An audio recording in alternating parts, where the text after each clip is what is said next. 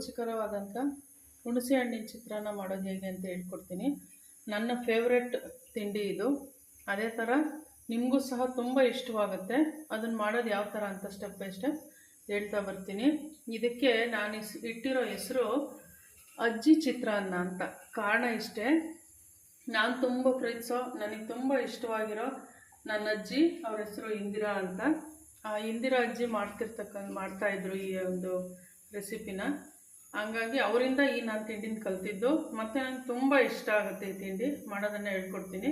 ಈಗ ಮೊದಲಿಗೆ ಒಂದು ಪಾತ್ರೆ ಇಡೋಣ. ಆ ಪಾತ್ರೆಗೆ ಎಣ್ಣೆ ಹಾಕೋಣ. ಎಣ್ಣೆ ಬಿಸಿ ಆದಮೇಲೆ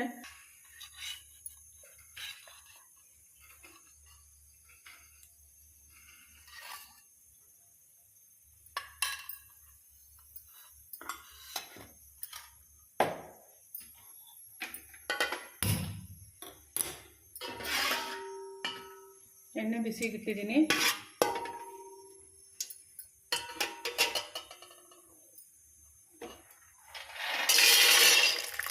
ಈಗ ಕಡಲೆ ಬೀಜನ ಚೆನ್ನಾಗಿ ಫ್ರೈ ಮಾಡ್ಕೊಳ್ಳೋಣ.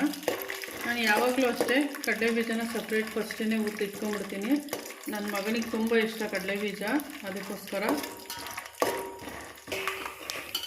ಈಗ ಕಡಲೆ ಬೀಜ ಒಂಬಣ್ಣಕ್ಕೆ ಬಂದಿದೆ, ಸಾಕು.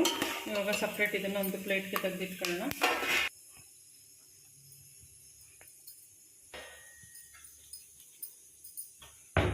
ಈಗ ಒಗ್ಗರಣೆಗೆ ಕಡಲೆ ಬೀಜನ ಸಪ್ರೇಟಿಗೆ ತೆಗೆದಿಟ್ಟಾಯಿತು.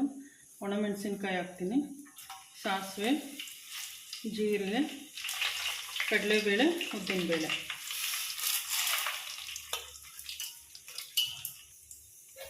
ಈಗ ಕರಿಬೇವು ಹಾಕ್ತೀನಿ. ಕರಿಬೇವು ಸಿಡಿಯೋದ್ರಿಂದ ಹಿಂಗೆ ಹಾಕ್ತಿದಂಗೆ ಮುಚ್ಚಿಬಿಡ್ಬೇಕು.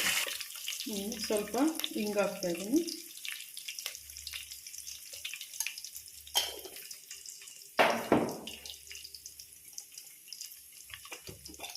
ಸ್ವಲ್ಪ ಅರಿಶಿನ ಪುಡಿ, ಸ್ವಲ್ಪ ಈರುಳ್ಳಿ ಚೆನ್ನಾಗಿ ಫ್ರೈ ಆಗಿದೆ. ಈಗ ರೆಡಿ ಮಾಡಿ ಹುಣಸೆ ಹಣ್ಣಿನಿಂದ ಚೆನ್ನಾಗಿ ತೊಳೆದು ಅದನ್ನು ರಸ ತೆಗೆದಿಟ್ಕೊಂಡಿದ್ದೀನಿ. ಇದು ಹುಣಸೆ ಹಣ್ಣಿನ ರಸ.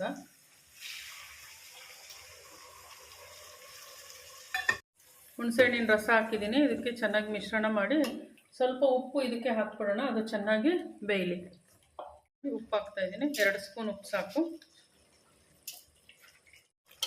ನೋಡಿ, ಈ ಥರ ಕುದೀತಾ ಇದೆ. ಇದೇನಪ್ಪ ತೆಳ್ಳಗಾಯಿತು ಅನ್ಕೋಬೇಡಿ. ಎಲ್ಲ ಇನ್ನೂ ಕಾಯಿ ಎಲ್ಲ ಹಾಕಬೇಕು, ಖಾರದ ಪುಡಿ ಹಾಕಬೇಕು. ಅದೆಲ್ಲ ಹಾಕಿದ್ಮೇಲೆ ಸರಿ ಹೋಗುತ್ತೆ. ಈಗ ಸ್ವಲ್ಪ ಬೆಲ್ಲ ಹಾಕ್ತಾಯಿದ್ದೀನಿ. ಆ ಬೆಲ್ಲನೂ ಕರಗುತ್ತೆ. ಒಂದು 2 ನಿಮಿಷ ಬಿಟ್ಟು ಖಾರದ ಪುಡಿ ಹಾಕೋಣ. ಸಾಂಬಾರು ಪುಡಿ ಹಾಕ್ತಾಯಿದ್ದೀನಿ. ನಾನು ಸ್ವಲ್ಪ ಜಾಸ್ತಿನೇ ಮಾಡ್ತಾ ಇರೋದ್ರಿಂದ ಒಂದು 4 ಸ್ಪೂನು ಖಾರದ ಪುಡಿ ಹಾಕ್ತೀನಿ.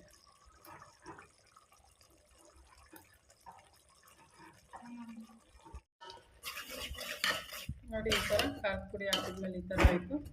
ಇವಾಗ ಇದಕ್ಕೆ ಕಾಯಿ ತುರಿ ಹಾಕ್ತಿದ್ದೀನಿ, ಹಾಕಬೇಕು. ಅಲ್ಲಿಗೆ ಇವಾಗ ರೆಡಿಯಾಗಿದೆ. ಒಂದು 2 ನಿಮಿಷ ಪ್ಲೇಟ್ ಮುಚ್ಚಿ ತೆಗೆದ್ರೆ ಆಯಿತು. ಗೊಜ್ಜು ರೆಡಿಯಾಗಿದೆ. ಅನ್ನ ರೆಡಿಯಾಗಿದೆ. ಅನ್ನನ ಸ್ವಲ್ಪ ಈ ಥರ ಉದ್ರಾಗಿ ಹಿಂಗೆ ಅನ್ಕೋಬೇಕು. ಈಗ ಗೊಜ್ಜು ರೆಡಿಯಾಗಿದೆ, ಅದಕ್ಕೆ ಹಾಕಿ ಕಲಿಸ್ತೀನಿ. ನೋಡಿ, ಗೊಜ್ಜು ಈ ಥರ ರೆಡಿಯಾಗಿದೆ. ಇವಾಗ ಅನ್ನಕ್ಕೆ ಹಾಕ್ಕೊಂಡು ಗೊಜ್ಜನ್ನ ಕಲಸೋಣ.